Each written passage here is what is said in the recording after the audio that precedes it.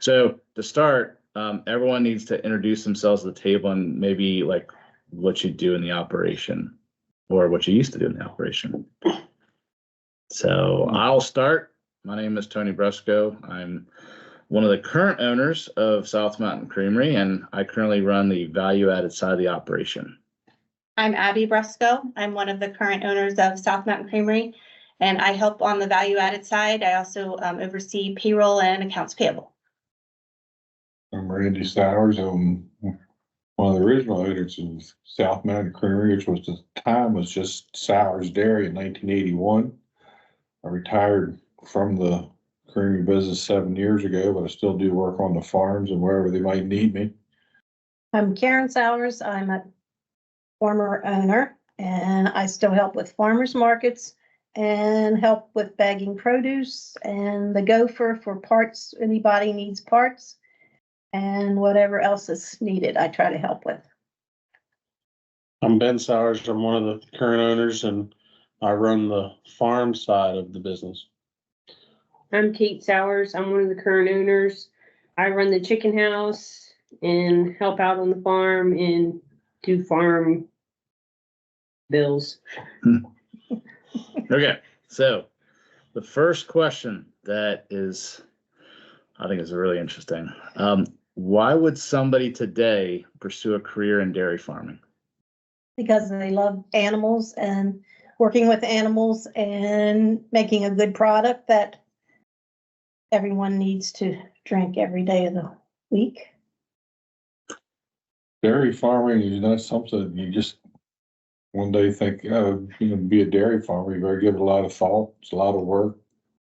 It's, you know, not that you're getting rich off of it, but you're going to do a lot of time, or we did when we started, because, you know, we working 18, 20 hours a day, 7 days a week. We did it for 40 years. That's what I like to do. I didn't want to do anything else. I didn't have to do anything else. It's just what I did. I was actually thinking about this same thing the other day. You know, when you're not the first generation and you don't start it, it's completely different. You almost, you love it. That's what you grew up doing and you love doing it. But it wasn't for the same reasons that Mom and dad started it, right? Yeah. And do you continue it because it's a legacy or because it's what they did and they're your heroes, or I don't know, it's a different way, it's a way of life. I don't know what else I would do or want to do. But we didn't start from nowhere and go buy cows. We took over the business from what they started. So to me, it's a completely different, I have no idea how they felt or why they did it. I just know why I do it every day.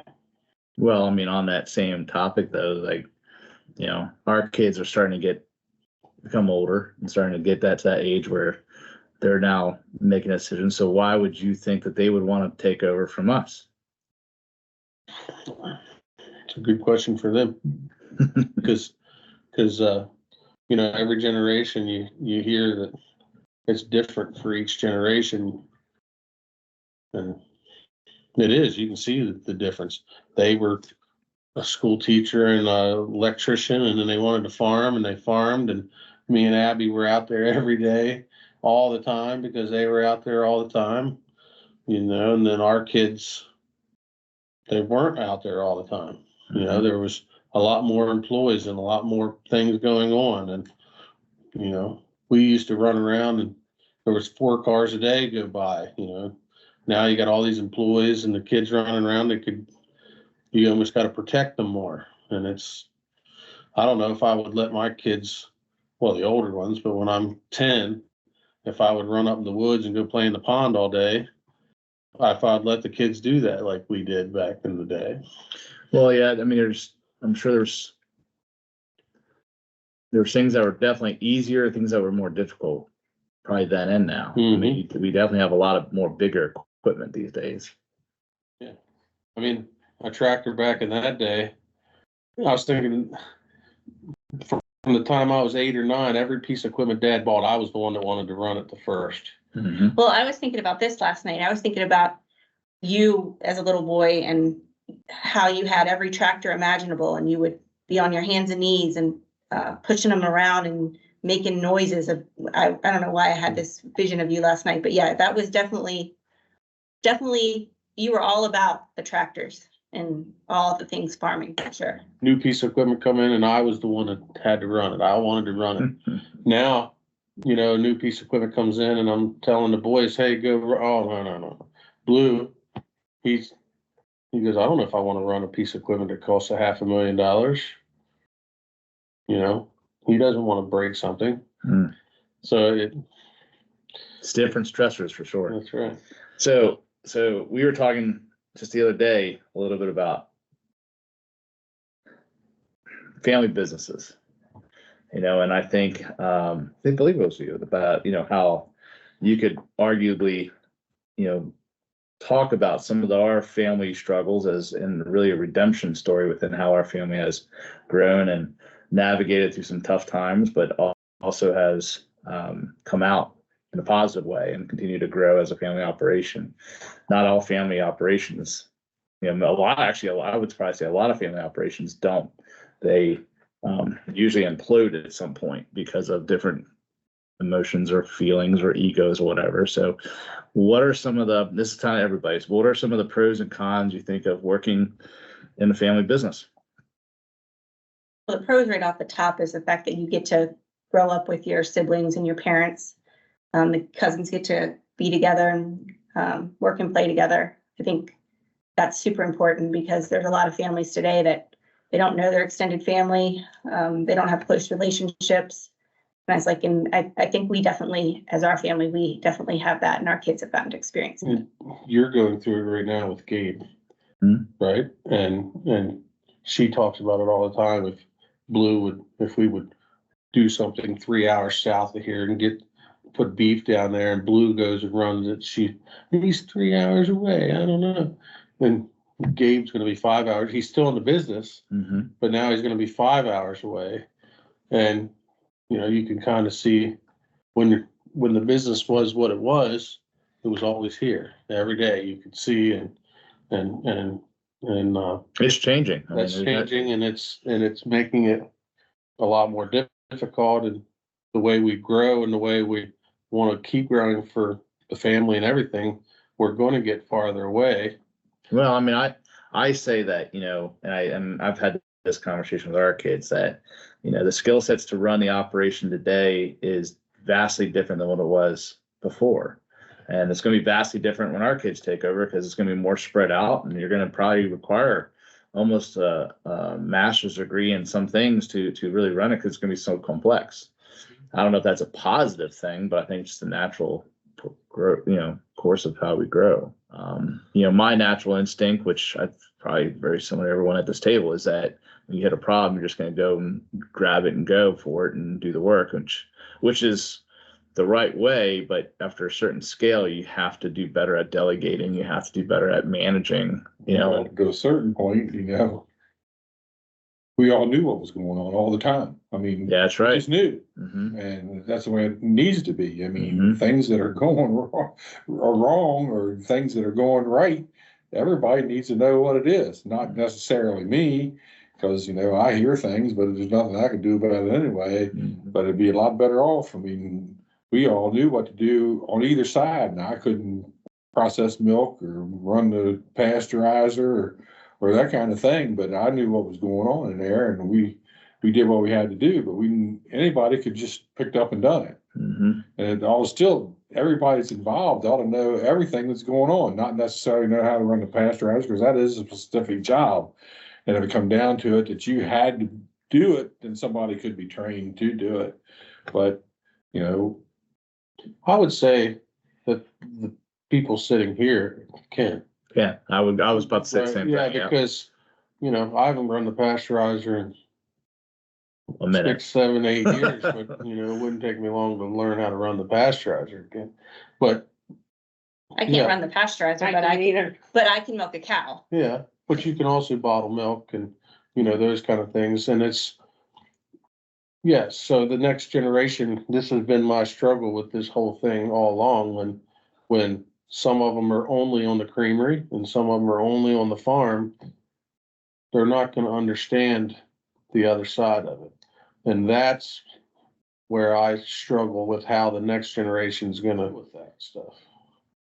And I don't know the answer to that. Well, is that may is come a- into the whole idea that the next generation's gonna be just managing differently I know now, there's you know? times I got excited here recently, maybe 2 years, when Sophia one time said, "Hey, I want to run this equipment." I thought, well, that's a great idea. Somebody really ought to let her on there and do it, but it never happened. Uh-huh. And then when Gabriel, there for a while, thought he wasn't interested, and then one day he said, "Yeah, I'm interested." I said, "What are you interested in?" He said, "I'm interested in everything." Well, that's a good thing, but he's got to, come to the other side to do everything. The problem with that is he's old enough now and he's gonna fall into that skill set. It's like, Well, if Gabe didn't do that down there, I made the comment that some family members should, mhm. right? So, would we send Sam?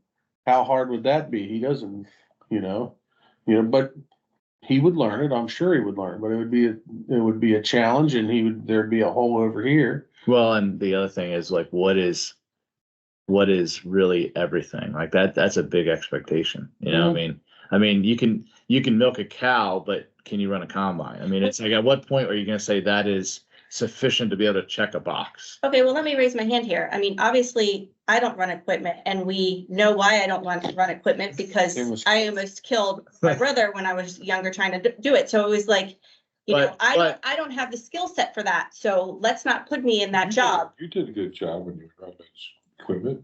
I just knew what could happen.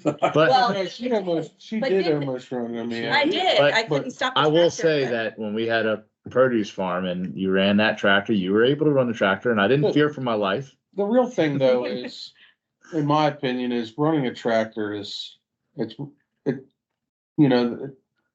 you can't, okay, I'm not a farmer because I don't know how to run a tractor. That's not what we're talking about. It's, how do you, we can put milk in a bottle, but how do you get it to that bottle? Are we, does everybody understand what it's taking to get there? And once it gets in the bottle, does everybody know what it takes to get to the customer? Websites and trucks and all those different things. Running a tractor or running a pasteurizer, in my opinion, that's great. But it's managing when crap really hits the fan, how do you manage to get the job done? And if they don't understand the whole process, they're not gonna understand how to do that. Yeah, but what we're talking about is, at that point in time, when Abby and Karen were running the equipment, there wasn't a choice. We didn't have anybody else. So they had to run equipment. And Karen, I bet you couldn't get Karen out there on the 40/40 now hauling wagons from Merrimead down to the farm. You couldn't do it. She did it. She did it. She did a good job. We never had any problems. Whoever's in charge has to be thinking like I was today when you were going up there and hold that tongue, and Abby was gonna back up to that wagon because somebody told me, hey, her foot slips off that clutch, she could mash him, and that's what would have happened. Mhm. But somebody, told me before. But we had to do it then. Now you don't, but still, Yeah, I mean, every aspect, yeah, go ahead. Every aspect of the business is different. I mean, back in that day, it was go mow hay, rake hay, we're milking cows, we had calves to take care of, and every time we added something, it's just different. How do you understand it? Do you know the basics of taking care of animals, right? Okay, you might not know the new medicine or what you do, but that basic. It's those kind of things, is understanding what it takes to go from here to there. And, some of that is gonna have to be hands-on. There's no way that Gabriel's gonna know, or Sophia's gonna know how to do everything that we do with planting corn, or when, like, you could go ask them right now, when do you plant corn? What's the timeline? And they probably wouldn't know. Mhm. But you could go to Blue and Samuel and say, once it's in the milk tank, then what? Mhm. And they probably wouldn't know. right? And that's what I struggle with. I'm sure, and that's where it comes down to, again, So what is it, what are we offering? Like, you want everybody to do a crash course on, I don't know. on what the other, Because- you know what I I've mean? often felt like, because the other side of that is some of those answers are complex and They are. they're easy to forget if you're not in it all the time, right? I Mhm. mean, I don't know. And it changes. I mean, you can milk cow, but at the robots, in the robot barn, I mean, certainly we can push cows to robots, but would we actually be able to fix something over there? Probably not. Because it changed, and it's going to change again in 10 years or whatever. Let's move on to kind of related. What are some of the advantages and challenges of the type of business model we run where we have a direct to consumer model? So I'll say this in this vein of, delivering directly to the consumer has changed how we farm.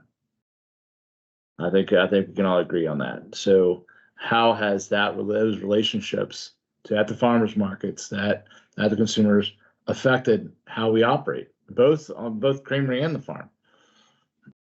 I'm more talking in the vein of, that, we're growing non-GMO. yeah, We're letting cows on pasture. We're certified humane chicken barn where our chickens are being laid.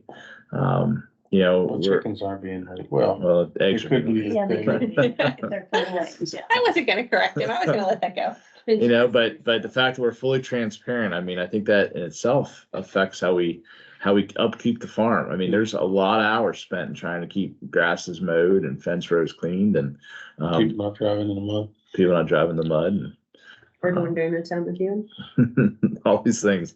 And that Someone did. not all farms have to worry about that stuff. All right, Ben, this is probably more geared to you than anybody else, but you've often said farmers were the first environmentalists. Mm-hmm. Tell me more about it.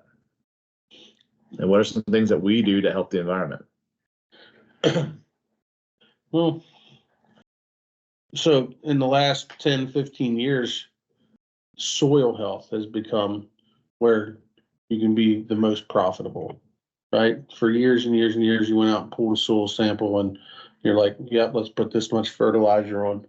But nobody ever looked at the actual soil health, the root systems in it, all the different micronutrients and how they compare to each other, and the earthworms and how they live in there. And, farmers are we're at the forefront of those things because we have to be more, but, that's what we look at is water quality and soil quality and nutrient management. And most farmers want to do those kind of things. They want to do what's right.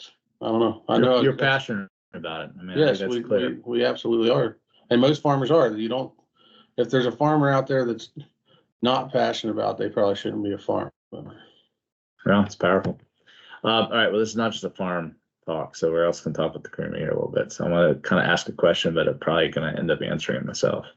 But this talks about the creamery's, wide range of products. We offer dairy, meat, baked goods, produce, and kind of, it kind of feels weird I'm talking to myself, but, kind of how do we keep up with the changing customer preferences? How do we, ensure quality when we source products?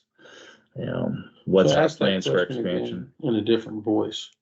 In a female voice. Yeah. So Why don't you ask that question?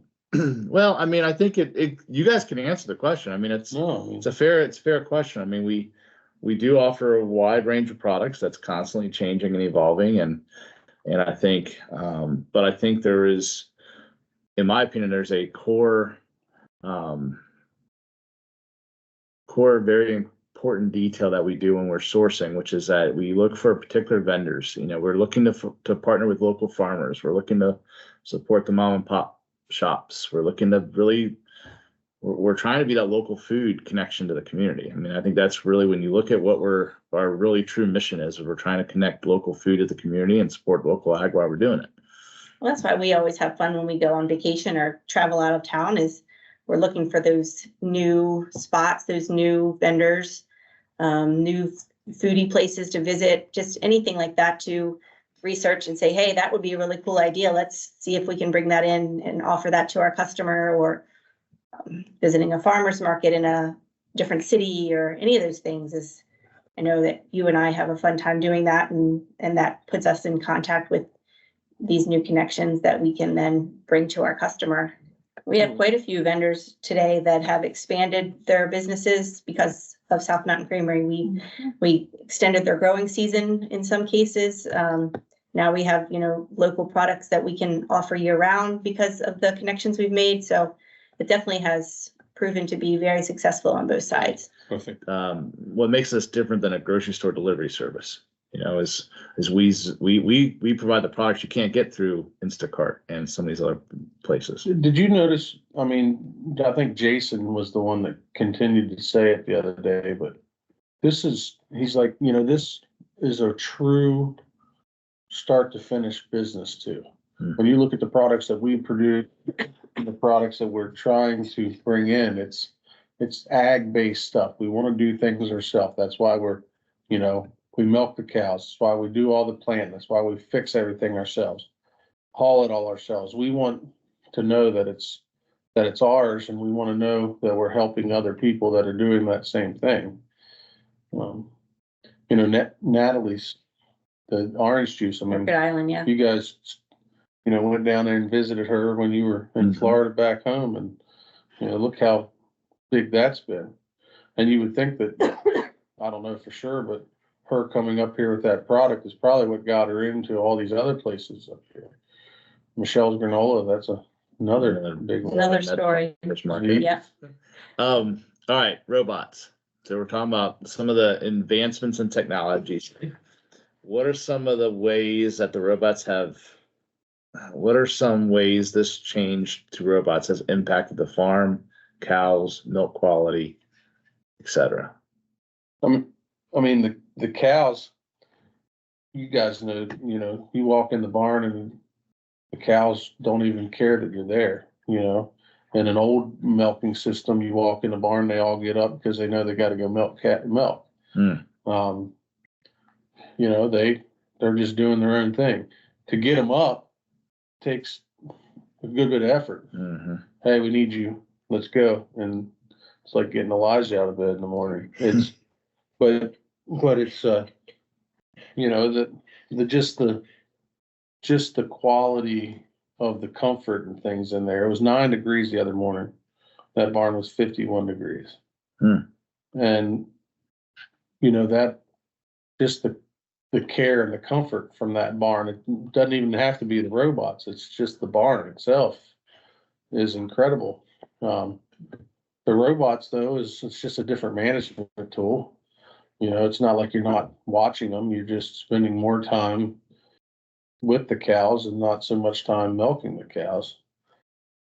And there's so many data points, right? There's thousands and thousands of data points that you'd get lost in the data points. Well, there's some milk that used to get into the milk that don't get in there, and what the robot thinks there's something wrong with it, it kicks it out, so it doesn't. So it'll really increase the quality of the milk. Yeah, obviously we're only 6-7 months in. I think as we get through another summer and see how that works, and just milk quality in general, I think you'll start seeing more levels. There's peaks and valleys and butter fat and protein and those kind of things. I'm anxious to kind of see how they level out, but we're still new in this thing. It's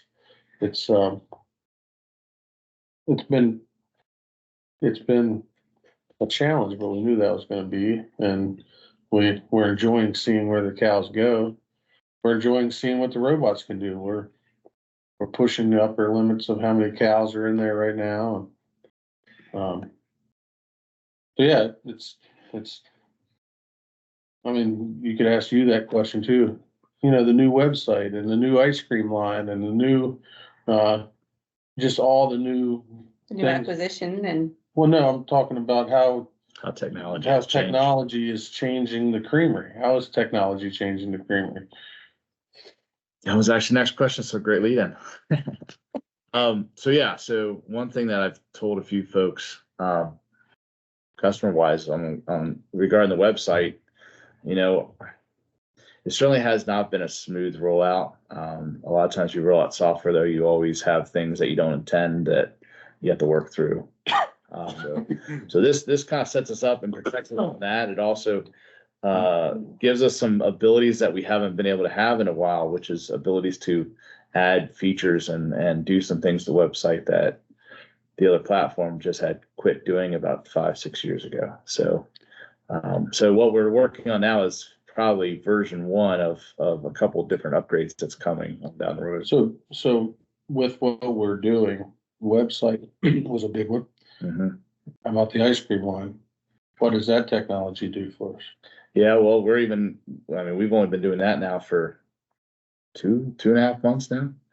So the new ice cream equipment allows us to make more ice cream with the same amount of labor, maybe a little bit more labor, I guess, depending on how much we're going to end up making. But it gives us more controls. Consistency, I think, is what our goal was with that. So it allows us to try to make sure every pint that comes off the line is the same high quality as every single one, versus the last time it varied a little bit based on who was running the machines. It allow us to incorporate the inclusions throughout the ice cream and allow us to, so I think there's going to be a lot of controls that's going to give us that ability to just make a higher quality product. I mean, it was an investment. If you think about it, we already had a high quality ice cream before, and it was an investment because we thought we could do better. And that's really, I think, is just the way our spirit is, that if we feel like we can do a better job at it, even if nobody's asking us to, we want to try to strive to that. So I think that's some of the motivations behind it. And when you look at us as a business, look at the butter stick machine, Yeah. right? Like that was 4 years in the making. It was 15 years in the dream stage.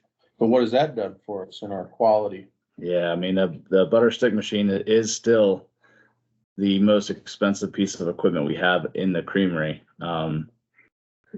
But it's probably the coolest one too. It's satisfied a customer request for a long time. Allows us to actually work the butter in a better way and have a better product. And I know for me personally, I'd rather use 1/4 pound sticks rather than the tub. So yes, I marvel at how nice the sticks are that come out of there and that we use. But I guess, when you're looking at technology, you look at the newer trucks that we're using.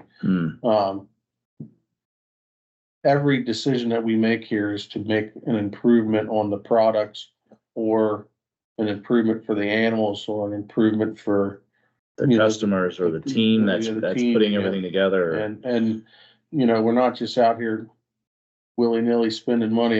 There was some customer that said that the reason that we built a new website was to save money. That's just the opposite. Yes, I mean, we're spending more money with it. But we wanted the customer to be able to see all the products that we have and enjoy all the products. The old website, it just got so cumbersome to see all the products that we. Well, we were on the old platform for 18 years. Yeah. And so I try to describe what we've done here is we basically performed brain surgery on a freight train going 100 miles an hour because we couldn't stop. So we had we tested as best we could, but we just had to go with it and then pick up the pieces as we go. And that's kind of the phase we're in right now, though. We have turned a corner, and we're within days of this thing humming, I think. Yeah. That's same technology on the fields. We can take a tractor out there and we know exactly where we put a seed and exactly how deep that seed is and what kind of soil that seed's in. So we know what fertilizer we put in there. We know the inputs and that's just the technology that we're trying to use on both sides of things. And so I can make a cheaper ice cream, but I think it'd be a lot harder for me to explain why this ice cream is not as good as this other one versus just make the best we can make. Do you know? Yep. All right, got 2 more. So South Mountain Creamery also provides educational farm tours, hosts events for the community. How do these initiatives promote awareness, education, and engagement with sustainable farming practices? So as the community coming up to the farm, educate them? Or how do we educate the community? Well, I mean, what is our purpose there? So, you know, like some of the initiatives I know that we've done recently, the last couple spring festivals, we've milked cows right in front of people. I think that's been a pretty positive receipt. You know, the ag education part of this is it's important to get these kids started on that. And what's the average generation away from the farm? I bet you it's 5, 6 removed from a farm, really, you know, and you know, even people that just lived on a farm and left. The thing that South Mountain Creamery does is it's hands-on. There's nowhere else like that. When you go look at like a Fair Oaks or Wisconsin had a state museum, you know, that's kind of where our goal should go. You know, the people can get more hands-on and, you know, see more things and ask more questions. That's asking the questions is where the kids learn. Mm-hmm. Maybe we can get into schools. There's a lot of people that I know from Outstanding Young Farmer are doing these virtual tours where the guy's out on the combine. Hey, I got a virtual tour at 9:00, and he just has the camera hanging up in the combine, and he's talking to the kids in the classroom while he's like, that's got to be cool. Yeah, it's gotta be cool. You know, Yeah, it's really neat. He'll stop and get out and walk around the combine, show him what he's doing, and you know, show him the equipment, and then get back in, and you know, the kids can ask questions, and I mean, it's something that we can all do. We can do it in the plant. We can do it, you know, in 100 different places on our farm, and bring more people to South Mountain Creamery. But Now, the last question is one I'm actually kind of excited about to ask too. Future goals and aspirations for the farm and the creamery. This is something that I've been really dwelling on myself for probably about 2 months now, but what are your future goals for everybody? Aspirations for where this place could be. You can probably include, you know, in the next year or so, future projects, collaborations, innovations that you're thinking about, want to share with the community. But I'm curious more about 1, 3, 5 years out. Where you think we're going to be? you know, I would think that if you ask any of us 5 years ago where we'd be today, Mm-hmm. I don't think any of us actually would. I think there'd be 0% of anything that we were dreaming about then I would agree. would actually happen today. Mm-hmm. And I can tell you That we've exceeded what we would have done. I would tell you that a robotic facility 5 years ago probably wasn't something that we were talking about. 5 years ago, we were selling the robots we had. Yes. Yes, and you know, 5 years ago, we weren't thinking about trickling springs and organic line and those kind of things. We were starting into the wholesale, but we couldn't have dreamed where we're at today. Mm-hmm. I think it's just, I mean, it's always fun to think about it, where we're gonna be in 5 years. Well, What's your answer to this question? I mean, I would love, one of my dreams right now is to have a farm south of here. That's where all our beef are raised. Beef is one thing that we are really enjoying on our side of the family with the genetics and raising them and getting the product and seeing how good the product is and how we're doing. But I feel like this climate makes it really tough to have a truer grass-fed product. I think if you could go 3 hours south of here, you know, the climate's a little different. You can get in one of those valleys and get a couple hundred head of cows and a couple hundred head of sheep and raise all the meat that we need for here. And it's something exciting to me. It's something that, you know, that we enjoy doing. And then, you know, as the creamery grows, I want the farm to grow. I don't really want the farm to be a stagnant. Well, it can't be, because the farm's what's driving how you can operate the business. So getting more acres, you know, farming some more acres, that would be fun. On the creamery side, I mean, Well, I would love to see I would love for her brother to be able to buy our product. You know, in Charleston, South Carolina. I mean, that at the moment, that would be cool. So he could call us and complain whenever he wants, Great.